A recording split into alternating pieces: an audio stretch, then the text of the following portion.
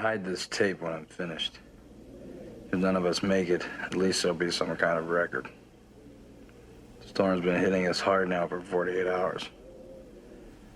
We still have nothing to go on. One other thing. I think it rips through your clothes when it takes you over.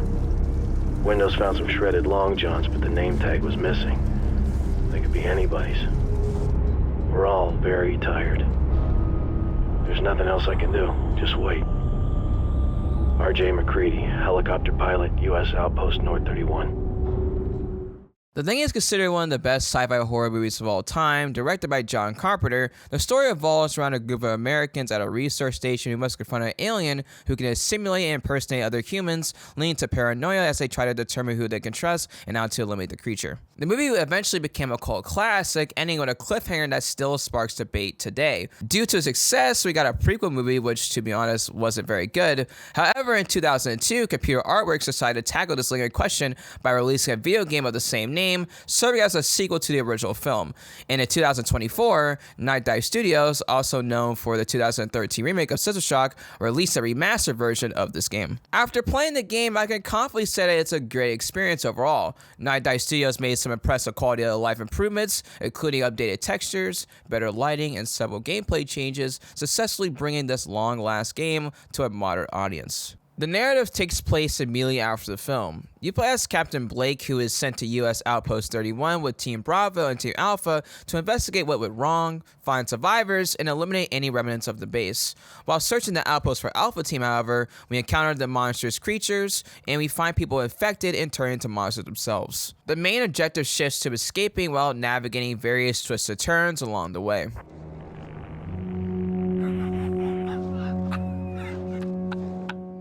The story incorporates numerous references for the fans of the movie. One body, identification says Childs, no survivors. And notably, John Carpenter even makes an appearance in a significant role. Dr. Faraday, I presume. I don't think we've got time for formal introductions. Can you get us out of here? If you enjoyed the movie, you'll appreciate the story here, even if some of the parts feel predictable. I'm not infected. My men are dying out there. I've seen firsthand what this infection is capable of. Oh, you have no idea what it can do. The Thing is primarily a third-person shooter with squad-based elements. You control squad members, each with specific roles. There's a medic who can heal others with med packs. Hold still and I'll fix you up. A soldier with precise aim, though the AI generally handles combat effectively, so this role's pretty useless. And then we have... I need an engineer. I need an engineer. I need an engineer. I need an engineer. I need an engineer. The engineer serves as an essential role, as they can unlock doors you can't access and are required to complete many in-game objectives. However, some squad mates may not trust you, which is indicated by a meter. If this meter drops too low, they may refuse to follow commands and can even shoot you on sight if they perceive you as a threat. You also notice squad members can become scared, as shown by their shaking heads in the menu. If their fear becomes overwhelming, they may freeze up and stop moving. To alleviate the paranoia, you can give squad members weapons, heal them, administer adrenaline. All right, I'm okay. Conduct blood tests, more on that later, or even electrocute them if need be. Speaking of blood tests, the coolest yet most disappointing mechanic in this game is a simulation and infection. Throughout the game, squad members can become affected and transform into monsters attacking the player.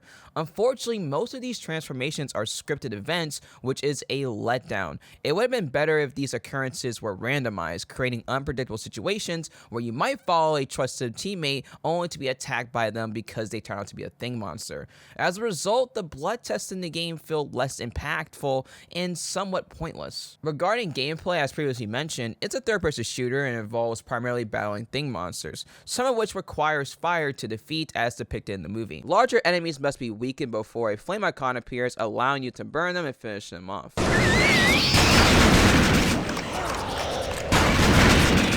Additionally, you will encounter other human foes, providing a refreshing change of pace. They also engage in battles with various monsters, and the AI controlling them is quite impressive. They come prepared with turrets, and they even use the same weapons as us.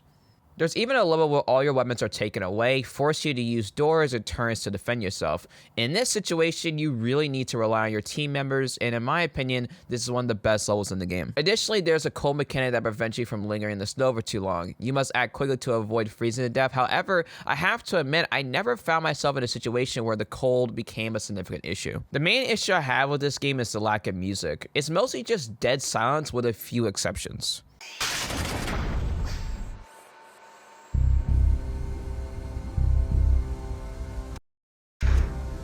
God, somebody help me! Overall, this game is pretty impressive, and the remaster effectively raises awareness of its existence. Kudos to Night Dive Studios. I'm somewhat surprised this game didn't receive a sequel. Perhaps that's a possibility now? Who knows? Well, it actually was a thing. Until it wasn't. The Thing 2 was planned to take place after events of the first game, following Blake and a certain someone, if you know, as they enter a small town in Antarctica after discovering traces of the Thing still lingering there. Concept art was even created, and a new mechanic called Burst Out was designed to improve on the affection mechanic from the first game. This feature would allow regular NPCs to behave like normal people until they fully transform into Thing monsters, and imitations would have erupted from the human NPCs. Unfortunately, computer artwork shut down and the game was cancelled. It's a shame we'll never see this come to fruition, but who knows? With all the old games making a comeback and getting sequels, maybe the Thing can be something again. Anyway, thank you for watching. I know it's been about 2 years since I made a video, which is a long time, and I feel pretty rusty. However, I do want to return and start creating content again, so stay tuned for that. Until next time, I'm the Kozmic Man, and I'll see you on the next one.